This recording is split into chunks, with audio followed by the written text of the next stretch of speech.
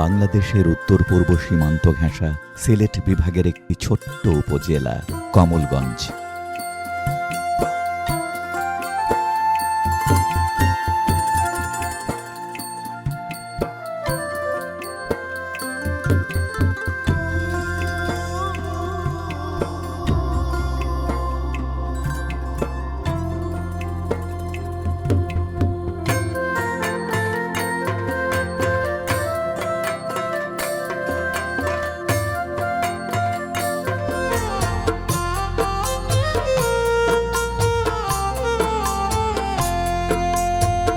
এখানেই অবস্থিত এক নিভৃত গ্রাম কালারাই বিল।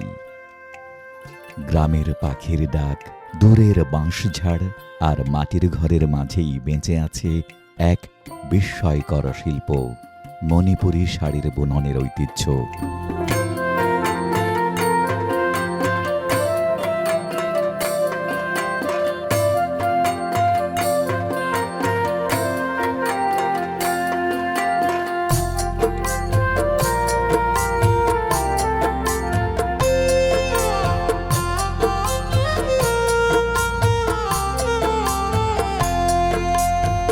এটা শুধু একখানা শাড়ি নয়, এটি সময়, নৈপুণ্য ও সংস্কৃতির বুনন। আর এই শাড়ির প্রতিটি সুতোয়, প্রতিটি নকশায় লুকিয়ে আছে শত শত শাড়ি।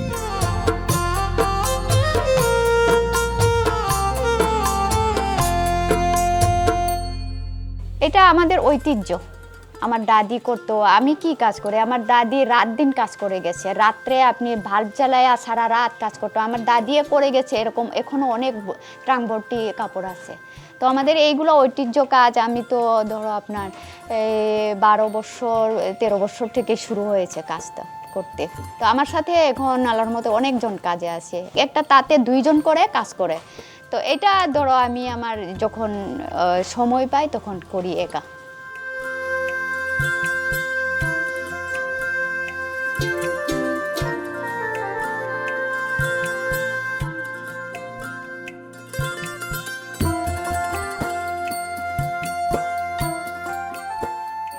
আমাদের হস্তশিল্প, হাতের তৈরি কোমর তাঁতের, এইসব তাঁতের, বিভিন্ন তাঁতের কাপড়গুলো আমরা তৈরি করি। মানে কাপড়গুলো মানে একটা গড়ের পোশাক বললেও আমরা চলি। শাড়ি, ওড়না, গামছা, পাউপুস, মাফলার সব কিছুই আমরা মানে হাত দিয়ে বুনাই। তো আমাদের এই কাজগুলো করে যতটুকু আমরা কষ্ট করি ততটুকু আমরা মানে আমাদের কষ্টের মূল্যটা পাই না। তবে সেল হয় প্রচুর আমাদের দেশে বিদেশে, দেশের বাইরেও প্রচুর সেল হচ্ছে।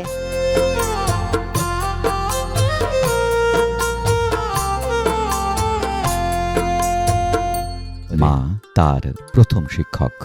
ছোট্ট ঘরের কোণে মার দেয়া সুতো দেখে দেখে হাত লাগিয়ে ফেলেছিলেন। প্রথমে ছিল শুধু দেখাশোনা, তারপর চরকি ঘোরানো, গদায় বসা, প্রথম নকশায় হাত দেওয়া। একদিন মা বলেছিলেন, মেয়েরা শুধু রান্না করে না, ওরাও পারে শিল্প বানাতে। এই বাক্যটি হয়ে গেল তার আত্মবিশ্বাসের মূল। তিনি একজন উদ্যোক্তা। 30 জন নারী তাঁর অধীনে কাজ করেন। সবাই কাজ করেন নিজেদের ঘরেই। রেহানা শুধু শাড়ি বানান না, তিনি দেখভাল করেন মান, সময় আর বাজারজাতকরণ, সবকিছুই একা হাতে।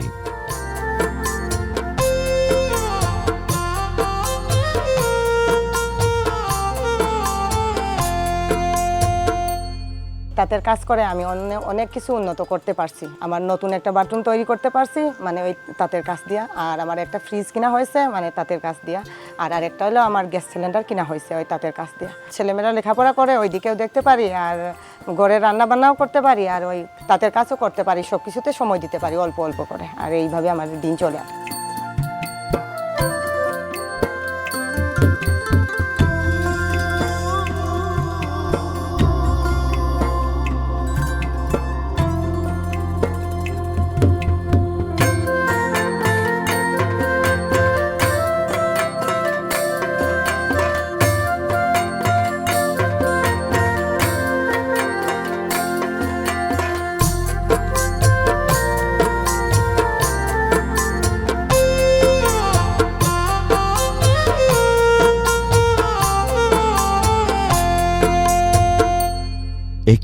মণিপুরি শাড়ি তৈরি করতে হয় প্রেম, ধৈর্য আর কারিগরি শিল্প দিয়ে।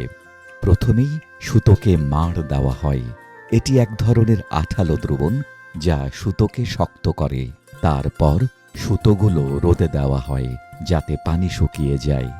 এরপর চরকির সাহায্যে সেই সুতো পেঁচানো হয় সরু পাইপে। সেই পেঁচানো সুতো গদায় তোলা হয়।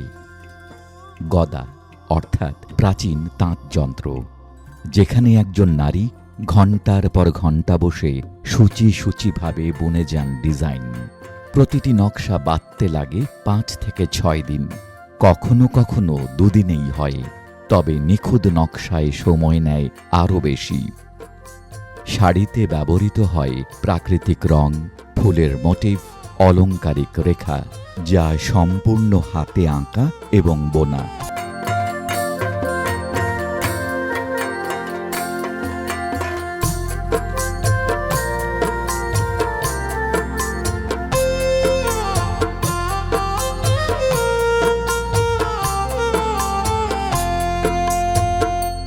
মণিপুরি শাড়ির রং শুধুই চোখের আরাম নয়, এগুলো জীবন রূপান্তরের প্রতীক।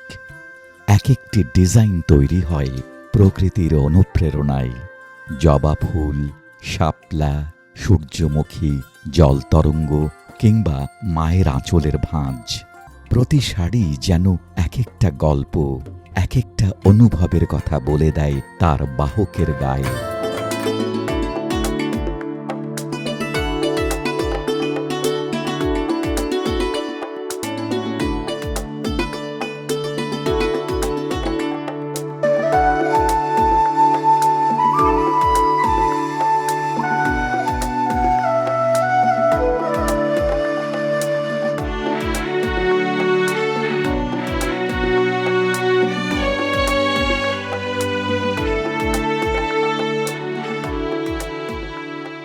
প্রতি ঘরেই এক একটি তাঁত।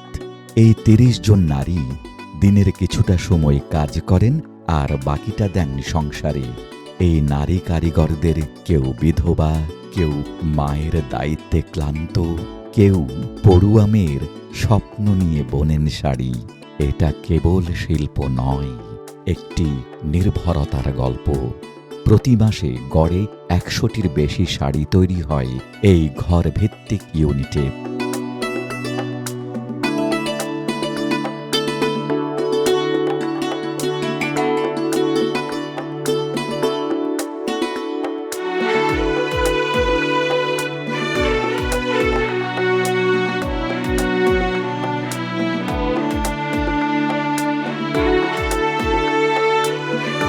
আমাদের ছোটবেলা থেকে যারা 10 বছর 12 বছর থেকেই আমাদের এই কাজটায় নিযুক্ত হয়ে থাকি। এই কাজ দিয়ে আমরা জীবিকা নির্বাহ করি। আমরা এই তাঁতের মধ্যে আছে আমাদের মানে বিভিন্ন ধরনের যে মকু, তারপরে আমরা সুতা বোনাই, এইগুলা সুতা দিয়ে আমরা আবার তাঁতের মধ্যে নিয়ে যাই, তার দিয়ে এটা আবার বাইন্ড করি, পা দিয়ে আমরা মেরামত করি, তারপরে আমরা রোদের মধ্যে শুকাই, তারপরে এটা শাড়ি যখন কাটি তারপরে এটা আমরা মায়ের দেওয়া লাগে, মায়ের দেওয়ার পরে আয়রন করে আবার রোদের মধ্যে শুকাই আমরা সেল করি এটা।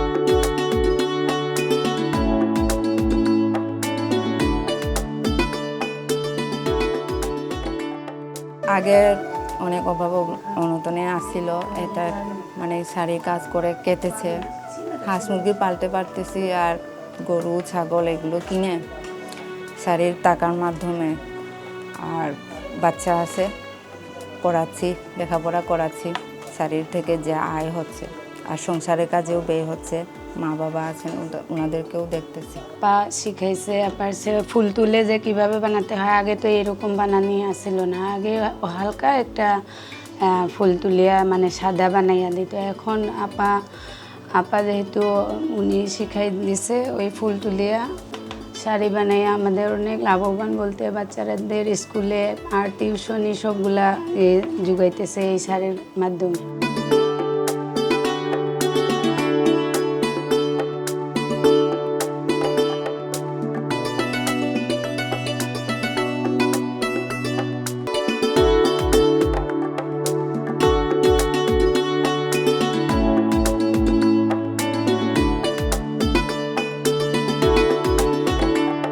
নর্মাল শাড়ির মধ্যে তেমন ফুল থাকে না, সুতো সুতো ফুল থাকে, আর দামিগুলোতে আমরা আর্ট করে ওই আর্টের উপর ফুল তুলি। ওই শাড়ি বানানোর পরে যে ইনকাম আছে তা দিয়ে আমার ফ্যামিলিটা চলে।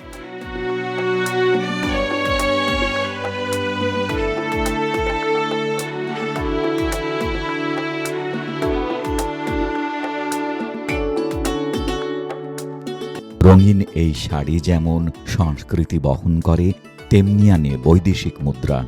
একটি গ্রাম, একটি ঘরের কোণ থেকেই কিভাবে বিশ্বে পৌঁছায়।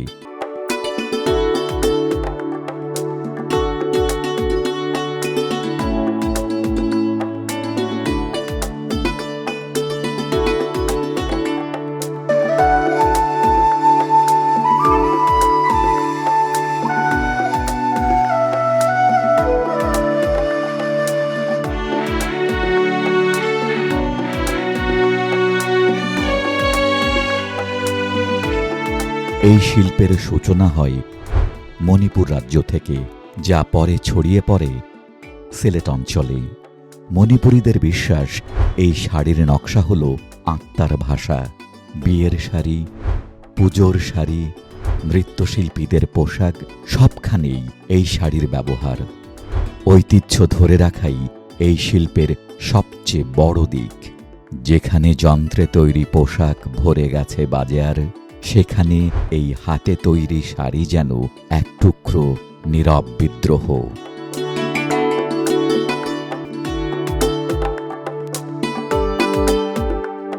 একটা সময় ছিল যখন মেয়েরা স্বপ্ন দেখত না। আজ তারা শুধু শাড়ি বোনে না, তারা নিজেদের ভবিষ্যতও বুনে যাচ্ছে। শাড়ির প্রতি সুতোয় জড়িয়ে আছে শ্রম, ভালোবাসা, সংগ্রাম এবং সৃজন। রেহানা পারভিনের গল্প শুধু একজন নারীর নয়, এটা একটি অঞ্চলের, একটি জাতির। আমাদের দায়িত্ব এই শিল্পকে বাঁচিয়ে রাখা, এই গল্পকে পৌঁছে দেওয়া আগামীর কাছে। মণিপুরী শাড়ির ঐতিহ্য যেন কখনো মুছে না যায়। আমাদের প্রজন্মেরাও বলতে পারে, এই শাড়িটা শুধু পরা যায় না, অনুভব করা যায়।